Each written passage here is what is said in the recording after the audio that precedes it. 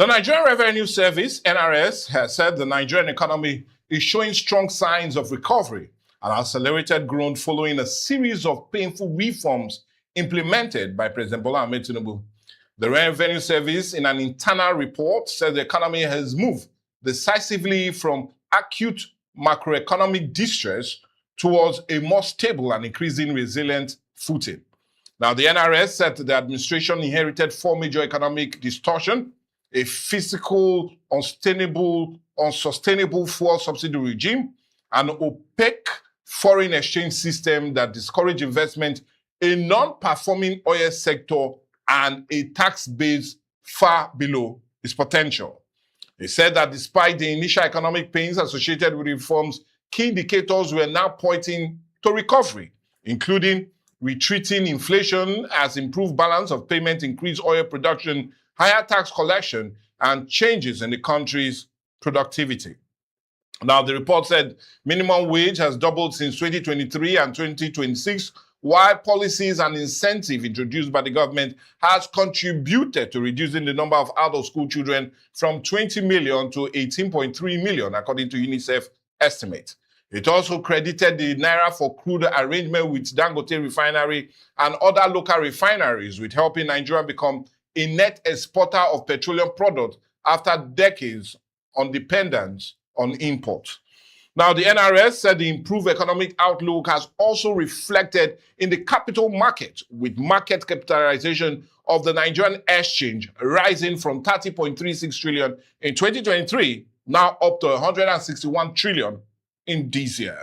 Now, it attributed the rally partly to improved macroeconomic credibility, banking sector recapitalization, and also a growing pool of domestic institutional investment. But the big question is, have the improved economy reflected on ordinary Nigerians? If no, why? And how can such gains be made to trickle down to every Nigerian that is being said this policy were made to better their lives? Well, this and more will take center stage on the show today, and that is an improved economy. Any impact on ordinary Nigerians?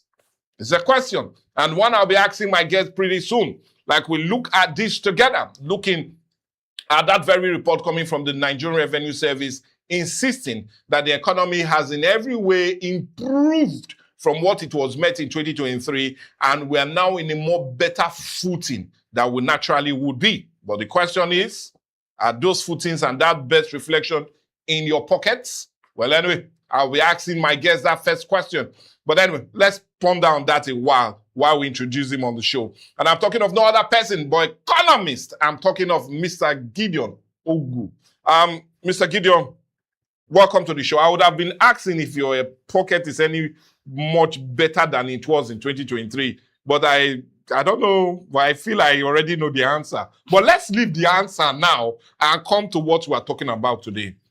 This is a new direction from the NRS, indicating that the economy is now in a more better footing than it was, and gave us some major indicators why they feel so. In your own honest assessment as an economist, do you feel we're in gaining now than we were 3 years back? All right, good morning, and thank you for having me. The points are very simple. Is there more money in my pocket? The answer is no. I said I know the answer already. But is there more revenue in Nigeria? The answer is yes. Okay. So, like the question you posed in the intro, why is there more revenue and the pockets of the people are not having more money? Okay. I think there are issues to that. We'll discuss about the issues, but I want us to make this progression. As it stands, our revenue, as we're talking about foreign exchange revenue, has greatly increased. As it stands now, we are between 52 point something billion dollars compared to when we were just a little below 30 billion 3 years ago. So my own now is, let's look at the three things he talked about. He talked about the removal of fuel subsidy, which has indeed helped us balance the sheet. He talked about a more applicable and resourceful tax regime. He talked about the issue of harmonizing the foreign exchange, which has also been a more contributor for many persons not wanting to invest in Nigeria, especially when you have a shaky foreign exchange giving. So my own, look at these three things he talked about. Have they improved the economy in any way? Yeah. Let's look at it. The non-sustainable fuel subsidy that have to go. And like people will say, on the very first day of this administration, he said fuel subsidy is gone. But we know through the books that there was no provision for fuel subsidy in the budget of 2023 that would have carried from May. So, after his inauguration. After his inauguration. So the going of fuel subsidy was actually a parting gift of the Buhari's government. However, he knowing that there was no money for it, he didn't want to live a borrowed life or a deceitful life. So he declared it verbally and said, it's gone. Now, what have been the impact of that? Three simple impacts. Number one, it has wiped away the queue. If every Nigerian will be sincere, you have done Christmas, you have done Salah, you have done all the festivities for quite some time now.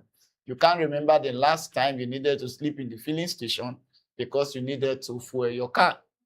So that's a fact. And what have led to that? Proper pricing, whether we are importing or we are producing locally, the prices were fair enough for supplies to continue. So that's the benefit. Okay. Now, that's also truncated, leads to the fact that since man hours were not being lost in queuing for fuel, it means that for a transporter, for example, once you pick your fuel, you are good to go and you make presumably more money. Okay. So in that, you can see its impact from the policy to the individual. Okay. Now, you go to the unification of the exchange rate. Yes. That is also a major plus for them because people were just sitting in their houses, collect CBN's dollar, go to the parallel or black market and sell that which they have collected at a very lower rate and give it out at the rate that they want, a Shylock rate. And at the end, you were making more millionaires without any form of productivity.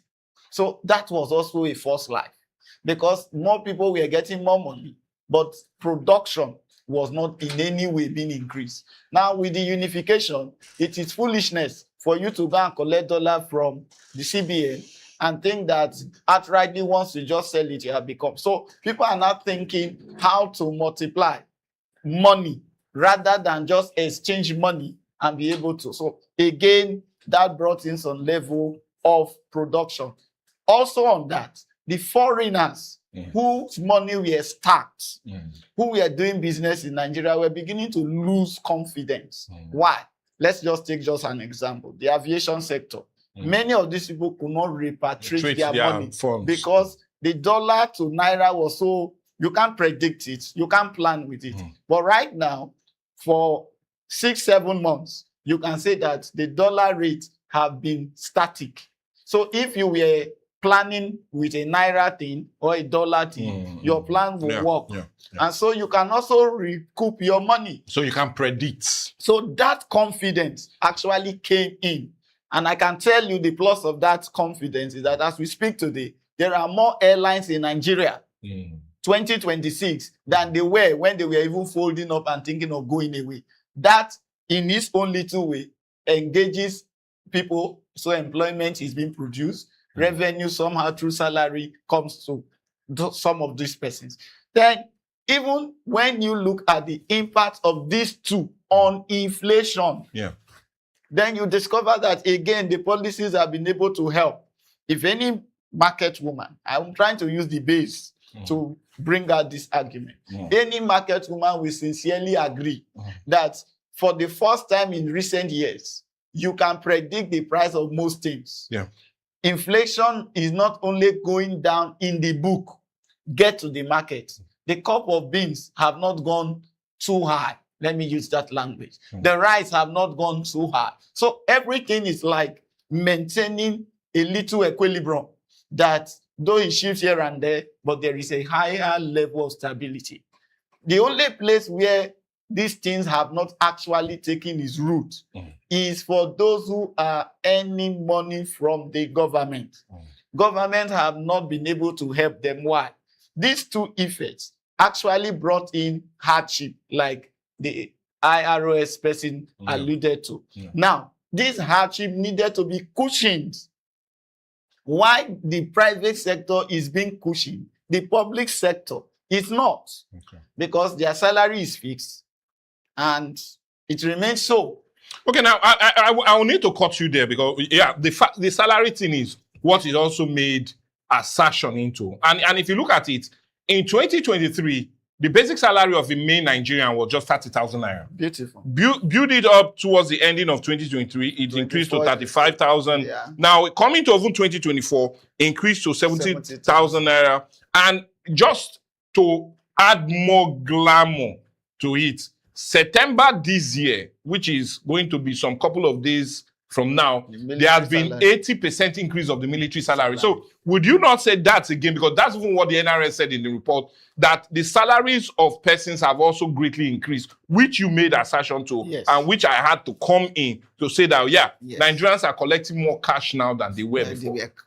Now, so you discover that because the security, for example, I told you once that what they were paying the security men in this country will not make me enlist. Of course not. Because it was too poor. Meager. Their living condition, welfare condition, with nothing to write home about. So it is a selective thing. But I am looking at it at a holistic thing. Okay. Going by the rate of inflation, that the one price of fuel moved from 200 naira to 1,000 naira. That tells you that is about 500% increase. Okay. Going that the exchange rate moved from under 1,000 to over 1,000. That is over 40-something% rate. Now, going that these things will affect the price of goods. Then, those who depend on you to be able to make a living, they should also look at their salary vis-a-vis this. Okay. That is why you asked at the beginning whether there is more money in the Nigerian pocket. The answer is no.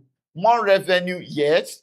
Going into some certain sectors, yes. But the sector that dominates the human being, the citizenry of Nigeria, not much is entering it. Now, talking about not much, because we're still looking at the policies vis-a-vis how it has been really, whether it has had any major impact on Nigerians. Now, let's look at it, because world-renowned institutions like the IMF and even the World Bank, I could still even remember the managing director of operations of the World Bank, Anna Baje, said that the Tinubu reforms are working and it's also more like a blueprint. She will recommend for other countries that are going through difficult time in trying to balance their sheets. Now, let's look at these policies because that is what this administration will use in canvassing for votes in the coming months ahead. Now, do you feel these policies are enough? And on mine, you've talked of the gains, so on the mine, you've said it has not really been impactful on the ordinary Nigeria. But do you see these policies as having that weight for enough electionary campaign as it concerns the next coming election? Okay. Let's see, look at it. Thank you. I would rather go through this other part. These policies that have brought both gain and pain, should we continue with them? That is the question. So I want to look at it from that point. Yes, I will say we need to continue. Why do we need to continue? If we have more revenue and we block all the leakages in a shorter time, because we have passed the first 4 years, I am convinced that it will not take the next 4 years for us or for more Nigerians to be able to at least have a good sleep. Yes. But if you bring in another person who will want to campaign with his visions and policy, we might jettison this. It definitely is going to be jettisoned. because continuity is not something we practice here. Okay. If I will go to Konji Wela, it's a maintenance culture, no day Nigeria. So we don't have the tenacity to say, okay, what is good about this thing? Let us continue. Okay. Now, so since we are still within the woods, even though we are seeing the light at the end of the tunnel, we are still in the tunnel. And it's a bit dark. So if anything just happened and the light shuts off, there will be no light anymore. That's why I will say, let the policies continue. I'm not canvassing for them, but I am talking of the policy. So whoever is coming in, look truly at these policies and be able to see how to continually sustain them. I remember when Buhari was our president, we kept using the word in the Economist Palace that the Nigerian problem was a revenue problem. Why? We were just living on debts. Don't forget that our debts, every time we needed to borrow because there was no revenue. But today, in terms of revenue, we are not actually borrowing in question. Okay. What is happening is the fact that the quantity or quantum of debt, the value have increased because they are dollar-based. And so whatever was in the threshold of $3 billion, for example, in debts, if you use today's dollar rate to look at it, you will see that it's going to be among us. Okay. So that's one. The second issue is government is at the sub-nationals. Except for those that are, let me mind my language, who are not too careful and therefore not using the people's commonwealth for the best of them. There is no reason to borrow. Why? Allocation to all states has increased. And tiers have increased. Then ask yourself this question. Have they increased employment? No. What have they done with the increased allocation that will still make some states to go and borrow? Okay, now, still, we'll look at all of that because that's even the angle I want us to take. In case you're joining us, it's Dialogue today. And on Dialogue today, we're talking about the improved economy, but many questioning why we're not having that direct impact on the life of ordinary Nigerians, especially as it concerns those measures coming from the Nigerian Revenue Service, indicating that all the policies might have really given us a red eye in recent times, but at least the eye is now clearing. And like we used to call in our local term, Apollo not the show again. So we are now seeing clearly. But the clear indication is, are we really feeling those improved gains as it concerns the reforms that are being instituted by this administration? Well, we still have no other person but economist, Gideon Ogu, right here with us. Now, let's come back to it because I'm a bit also interested. Our current foreign revenue reserve is put at 52.6 billion United States dollars. In July. This is making it 17 high we've had. 16 years high. 17-year high since 2009, if I'll really take us back. Yes. Now, which is a clear indicator that, yes, maybe they are also learning to, apart from working, they are learning to save. Because if you do not save for rainy days, that means you are in for a very hard time, which means that the policies of this administration seems to be working. But let's now come to the issue of why ordinary Nigerians are not enjoying it. Because that's where our question now lies. You've just indicated that, yes, we're improving, things are working well, but ordinary Nigerians are not enjoying it. Now, do you feel is the policies, yes, the policies are good in creating wealth, but do you feel is the policies trickling this wealth down to the ordinary Nigerians? That's where we seem to have that gap. What's wrong? No, I don't think the lacuna is in the policy. The policies are okay. Where this problem of trickling down comes from is developing before planning. That is the first problem. Developing before planning. Before planning. In good places, people plan what they want to develop before they start doing it. Yes. But here, now we've gotten money. So what do we do with the money that have come?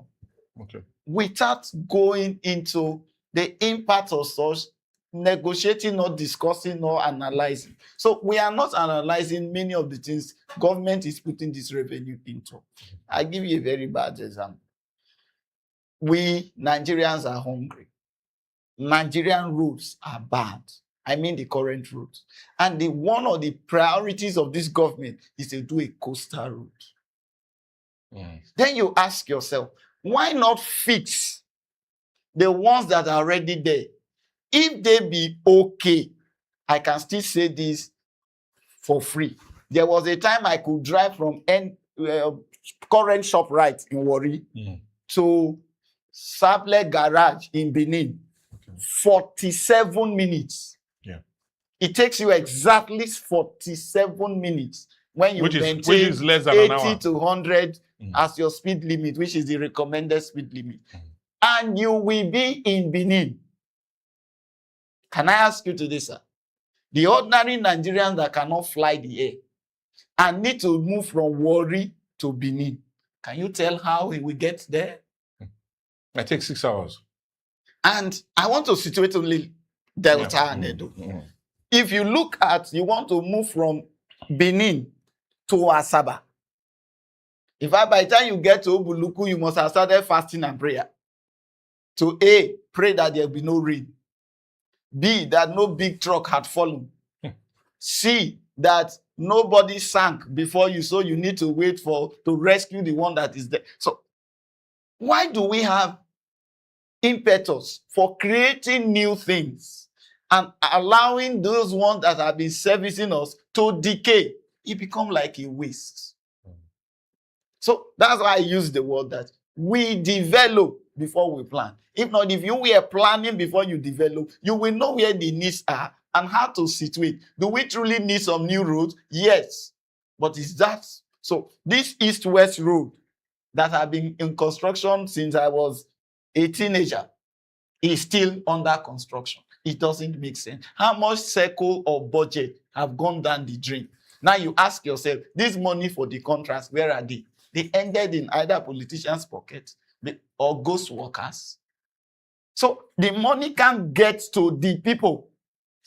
That's number one. The second reason we cannot feel it is that those who are economists in this government are not telling the government the whole truth. The Constitution of the Federal Republic of Nigeria, Chapter 1, the second section says the primary purpose of government is for the welfare of the people. Now, what welfare packages had government released that have impacted Mike 2023 to 2026? If you can name two and so multiply the mics that two have reached, we can say okay. But if you can name none and multiply it by the number of mics, then it is none. So you discover that the persons who are supposed to channel this and the most guilty fellows are the subnationals. Why? Our lives as Deltans depend on what our government in Delta does. Our life in Warri South local government depend on what the local government is doing. Now, you discover that as far as the local government is concerned, people are still paying PSP to carry their waste. Feeder roads are still bad. Primary health centers are not being improved upon. So how does the common man, because these are the areas that affect the common man. The bourgeois can just go to Lily Clinic and do what they want to do. We'll charge you for commercial for that. Well, go ahead. Yes, thank you. So the point is, it will not get to the ordinary person until those services that the ordinary man need to enjoy are there. Look at power. You cannot be a roadside welder and depend on power and be able to feed your family. You must have a backup plan. So these are why we say the policies are working, yes, but are they impacting us? The answer is no, because when the federal government, in its wisdom, decided that the local government plus the states, their total allocation from FARC is higher than that of the federal government, to the intent that their responsibility to the citizens are more. But now that money is not coming anywhere. Lastly, why is it not reaching out to us? We as the masses the greatest injustice of mankind is poverty. See, it is too risky to be poor. Why? You lose your senses. You fear the things you should ask for. Why not? How many citizens ask for accountability? And because we don't ask them, the people we elected to serve us have now become the dawn calling the game. If not, by now, all the people in the houses of assemblies everywhere will have been recalled. Yeah. As members of the constituency, nothing is happening in your constituency. Meanwhile, you are collecting allowance. You are going for sitting. Then what are you doing? Representing yourself? But we don't call for accountability. Why? We are so poor that we prefer the crumbs falling from the bourgeois table to ever trying to confront the bourgeois. And they are taking advantage of it. And as somebody said, stomach infrastructure had made poverty a weapon for electoral victory, so they want to maintain it. Anyway, we will not maintain on that, but rather talk more, because that's why we're having this. And just like he said, it looks as if the ordinary Nigerians is waiting for the crumbs from the bourgeois. But I'll take you back to the Bible. And remember Lazarus and how the crumbs came. But remember, Lazarus went to heaven. Are we going to heaven? Well, anyway, it's a question we'll be asking later, but now we're still with the show. And we're still looking at the impact the improved economy is having on ordinary Nigerians. And just like our guest said, it looks as if it's having little or nothing to do with our lives, just to better them. But anyway, let's come to another major thing you raised, and that is the issue of corruption. According to Transparency International, recent or February release of the most corrupt or corrupt nations in the world, Nigerians scored a total of 26 out of 100 points, placing us 142 out of a 182 nation, which means we are the most 36th most corrupt nation on the planet. Now, my question is, yes, the government is doing so much, working so hard, trying to improve the lives of Nigerians, but that money is being frittered away by some corrupt persons. Do you feel the government should have rather taken the bull by the horn to deal with corruption to help save those unnecessary loss and leakages that is not trickling down to Nigerians? Is this a point and pure question? Is this administration doing well as it concerns fighting corruption? But the question I'll ask, I hope you are not in APC or PDP. So because it depends on where you are, they claim to say you either write for EFCC or write for ICPC. Let's go to the data. Okay, go ahead. Let's go to the data. EFCC tells us that they have done more convention and trials in this administration than any other one. So they said. So they said. So the record shows. They have also claimed that massive recoveries are done. But like it had been happening to the Abacha loot, where foreigners helped us to track the money and brought the money back. And the only thing we could do was to reloot the money. Only that we'll not yet find out who relooted it. Okay, well, so some persons are already facing the loot, like the former accountant, SGF, former accountant general, former yes. So we have a whole lot of them. So you see why corruption is a bane, is a clog in the wheel of our progress. Money comes. Yes. And instead of putting it into the purposes for which it is put, it is siphoned. If it was only the siphoning, I will not even cry, because I feel like crying now. Well, please, what really we don't have me to cry is that the people we have put to be in charge, the watchdog, which are the assembly people from the federal to the local government, you ask yourself, how can I still be hearing budget padding? How can we still be hearing of institutions that are fake? How can we be hearing of projects assigned to ministry where they are not necessary? For example, how can the School of Agriculture in Ibadan be asked to build a mosque or a church? No. How do you reconcile that the Ministry of Livestock will be having a budget to build a mosque and a church? and a traditional palace.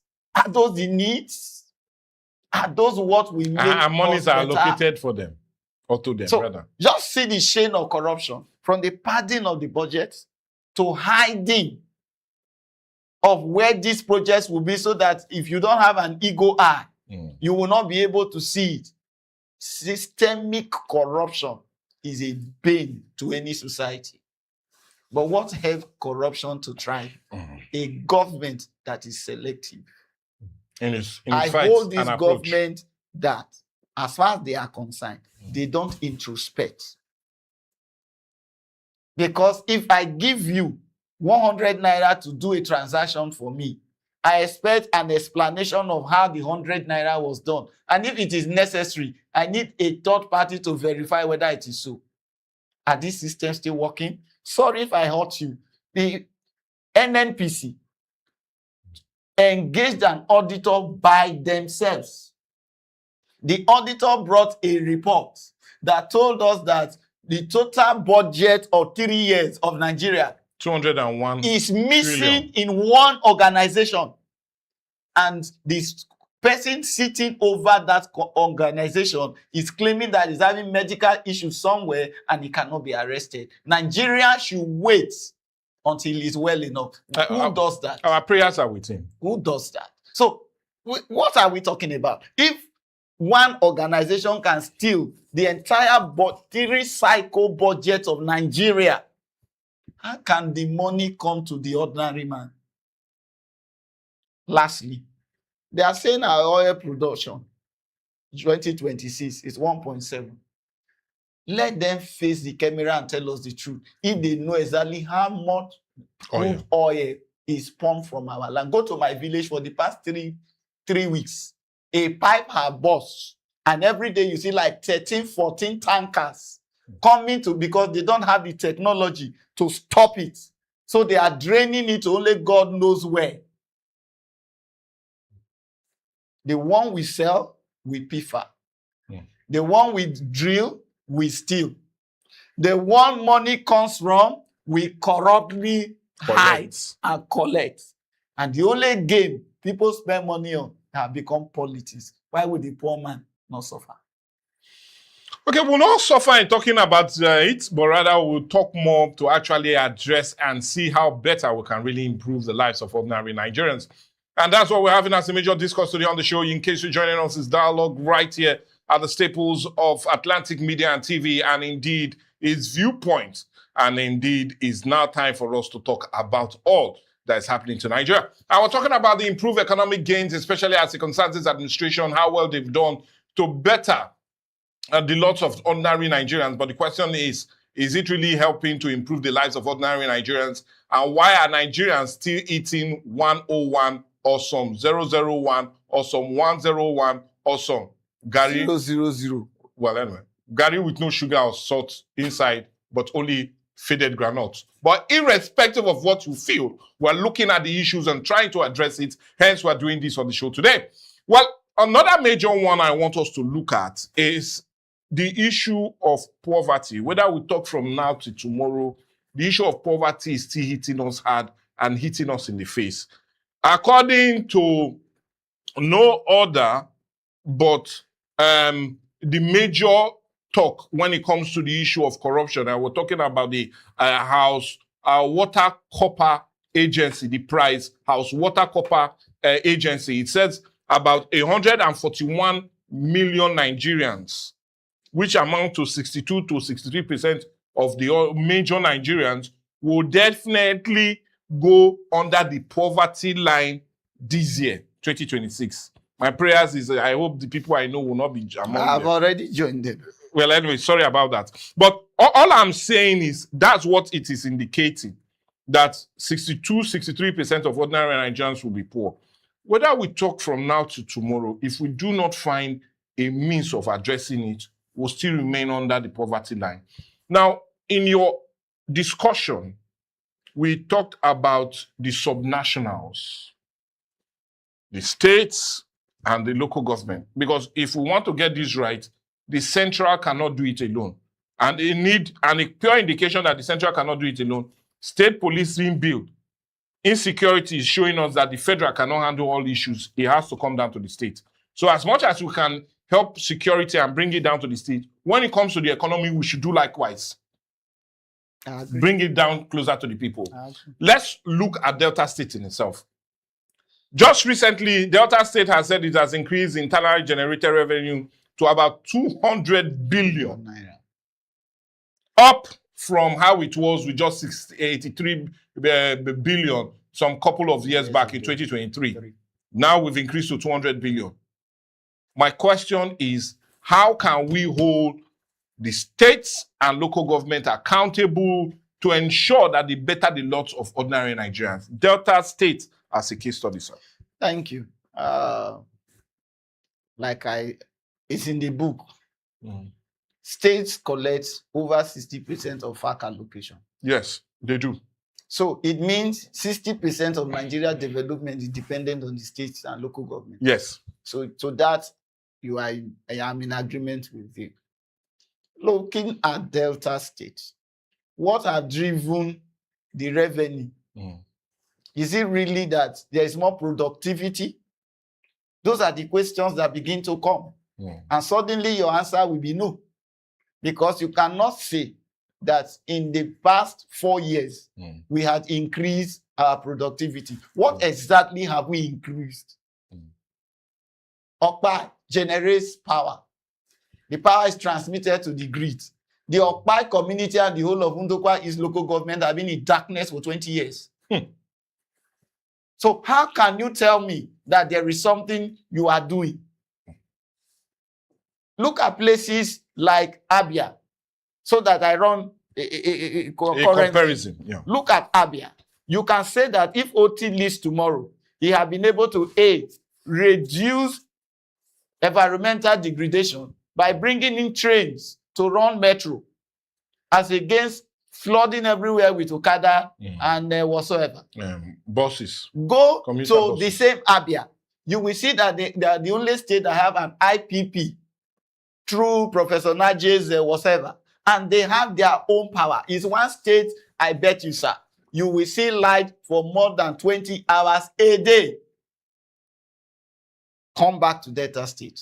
With the Bongos #1 in FAC, with the 200 billion collected just up to July. Where is the money? Can I show you where I see the money? SUVs for traditional rulers. Flyover in federal government roads. Chieftaincy titles. Political rallies and settlements. And a busting of heads. Sorry. That investigation is ongoing. Political rallies where meetings are being held and monies are being shared. Settlements of people who brings little or nothing other than an electoral victory. And so when they held their economic summit just a couple of days ago, I am happy Professor Lumumba asked a question that the governor have not answered.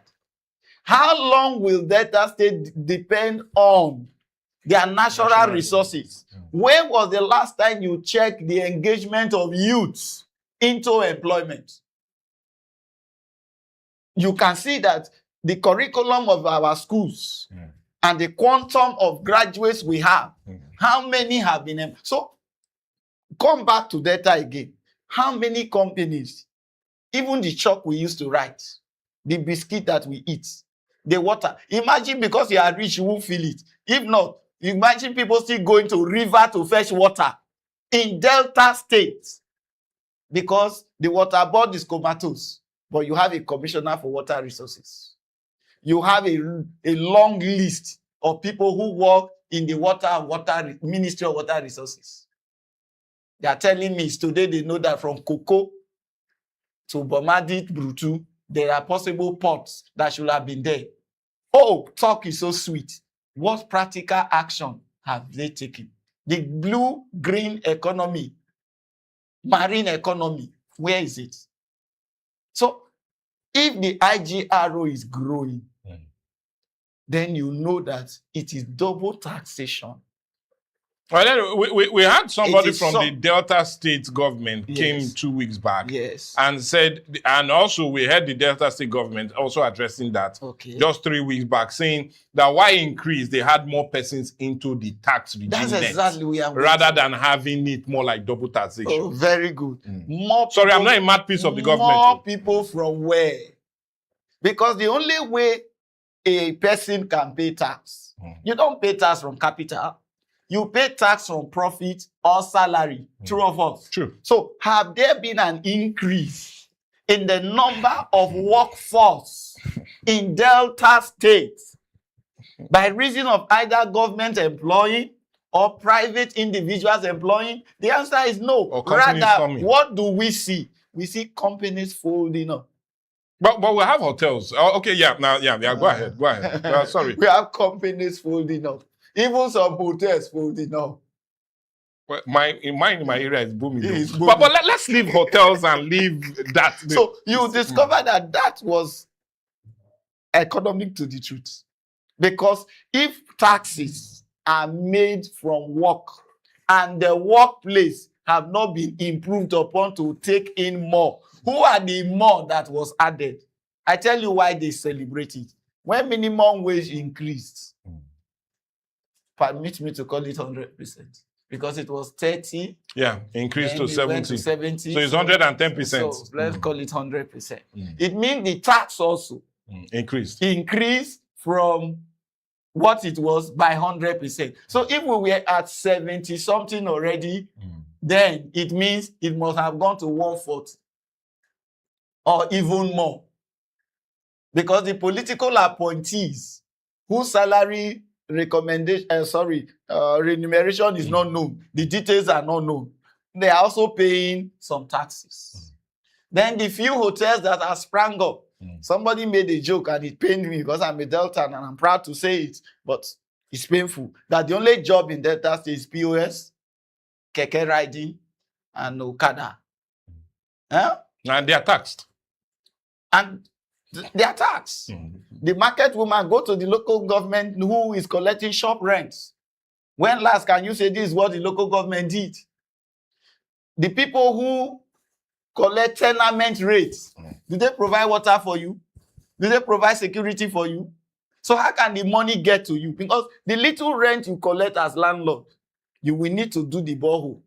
You will need to clear the sewage. You will need to contribute to security. You need to repair the zinc. Everything. The So rain is do you falling. see why, when it comes to the ordinary man, more revenue to government busy taxing more persons, not because he employed more, but increase the value of the tax. And lastly, because there is double taxation. The market woman will pay his house rent, pay his shop rent, pay money Security levy. when they are carrying Vigilante the goods. money. When they are carrying the goods, somebody will tell you for you to move these goods from this place, you pay. So there is produce levy, there is shop levy, there is grant levy, every kind of levy. So why would they not be celebrating? Before we talk of the illegal ones. Now, how much of these even levies are reported? Is it really true that every kobo that people paid as levy Have been are reported? remitted. Yeah. So you see that corruption is taking some. And at the end of the day, remember this direction of this discourse. The poor man who was thinking that if I pay my tax, if I contribute my quota to the good governance of this land, I will enjoy some benefits. Can you ask yourself, what are the benefits? Where are they? Look at these public schools. Look at where even we call offices. Don't be in the top echelon and see what the lower people are passing through. You see that Nigeria revenue increasing, Delta State revenue have increased, but the quality of life have regressed. Anyway, that's why we're having this discourse. We're looking at the fundamentals, and the fundamentals still remain your ability to survive as a person. Is it being impaired by the policies of this administration or would you say this administration is doing well? And we're talking about all levels, both the state, the federal, state, and local government. Are they doing well to actually trickle down that wealth we are now enjoying or being celebrated to have, especially by the International Monetary Fund and the World Bank, in saying that indeed we've improved as it concerns our ability to do more and save more with our $52.6 billion as no other but foreign reserve. Is this reserve being kept in the bank, and are the people enjoying that reserve, or the banks are smiling with the interest on it and Nigerians are going cap in hand begging? But anyway, we're not begging you to leave us anytime soon. We'll still beg you to stay because we still have more to talk about. Now, let's come to the issue of what needs to be done. Because like I said, we can talk all and talk, but if solutions you discover to recover, you cannot just recover without discovery. Until you discover, you discover, you cannot recover. And we just discovered that about 7 states with the FCT is owing about 356 billion naira. Recently, they claimed that governors have not been borrowing. And sad notice of it is that even a state that I love so much, Edo State, is topping the list of Oga borrowers.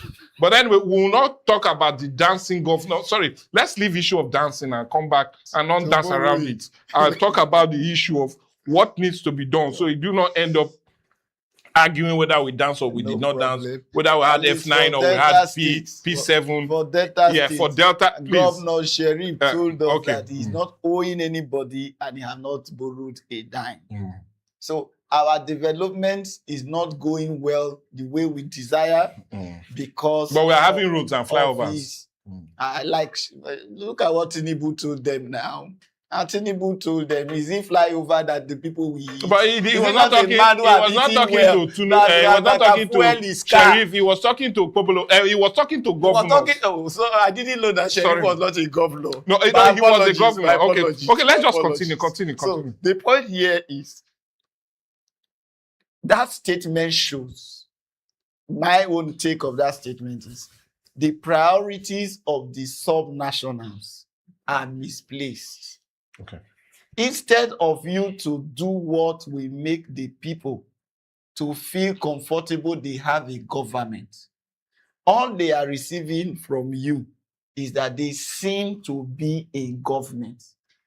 So there's a reality point. A man gets to a point, he begins to face reality. Yeah. It's like an 80-years-old man who is still telling lies. When you are almost stepping into the grave, well, who are you afraid of? But it looks as if some 80-year-old, they tell more lies. So that's the problem. Because at that point, you should be sincere. They say wisdom come with age. But practice make you perfect. You've been lying since we're young. But let's leave the line. Yeah, continue. So if we want to develop, we want the poor man, the lowest of the low, to actually benefit, then the status quo should change. Let our development plan be bottom up. What will raise these people? What engagement can... Let's thank God you said we should situate Delta State. Yeah. What are the primary employers of labor in Delta State? Primarily agriculture. The second one, public service. Few persons, private sector. And the last, the self-employed. Yeah. Now, of these 4 categories, how do we maximize their inputs? And so their output will be able to engage. I said a while ago, I will come back here, that the issue of double taxation is not helping. Why?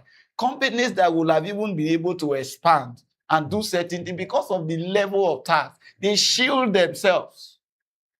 If they are not ready to run away, they find a way. If not, every company in those days used to be happy to have a signboard. In fact, there were companies that merely existed on their signposts. But these days, put a signpost and say how much tax you will pay. So many companies don't. So even if they have a vacancy, how will you know? So government want the people to benefit, go to agriculture. Go to the base. Federal government did one good one. Let me use it as an analogy. When he saw that if he gives loan directly to farmers, the farmers are struggling to pay. He decided to tell Bank of Agriculture to think outside the box. You know what they did? They brought in some persons who said, no, let's identify the cluster of farmers. Let's identify their needs. So when you give me the money, the third party, I buy the needs and supervise their planting and operation up to the point of sale, so that there is a gap. Even if there will be a shortfall, it can be managed by insurance. Are you getting it? Now, you discover that those kind of farmers, they are more in the north. I'm sorry to say, because here we don't have clusters of farmers. Two, our sizes of land is not very good. But there you see people farming 5, 10, 6 hectares of land, and so they can. But in this state, government can do something like that. Go to where people are planting cassava. This your cassava farm. What do? You clear, you plant, you harvest, you sell the garri starch, tapioca, what again? That's all. No. The leaves are good. The stems are good. The roots are good. So let's do a value chain thing, so that from the leaves to the roots, to even the chemical composition that is coming out, there is a value chain. If government begin to create value chain, more youths who are not engaged in agriculture will join. So once you increase the number of people working in a particular sector, hopefully the productivity of that sector is going to improve. So GDP, you have worked on GDP. Then you come to the public sector. You discover that Delta State tried to do something, we've not seen the end anyway, where he was screening people to know whether there was falsification of age and all that. Such records should be in the public domain. In the states, we saw that 500 persons who ought to retire were still at work. Dying their head. However, now that we have removed them, we are employing XYZ. So because I know at a point, if you remove 500 people from the system, it can bring in the juniors that could be up to 1,500. That again, you have. Remember, I will keep saying, once you can empower a family, you are empowering the community. Yes. Now, you move from there to the artisans, the self-employed. What do we do? There is where power is the major bane of their production. Can you give them power? Can you give them starter pack? Is there any way you can reduce their contribution through taxes and levy so that they can work? And finally, ensure that the social welfare package is good. Let them have good road. Let them be able to sleep. Improve on security. Improve on government hospitals. Improve on public private school, primary, secondary schools. Ensure that these people's children will not be feeling alienated because they cannot go to good schools, so they are not going to go to school or do well. We have written the poor man off as if poverty have placed a cast or curse on them that they will never do well. I don't think this. Well, anyway, what I think rather is that we need to go because we're really out of time. And we cannot do that without truly thanking you so much. And I'm talking of no other person but economist Gideon Ogu.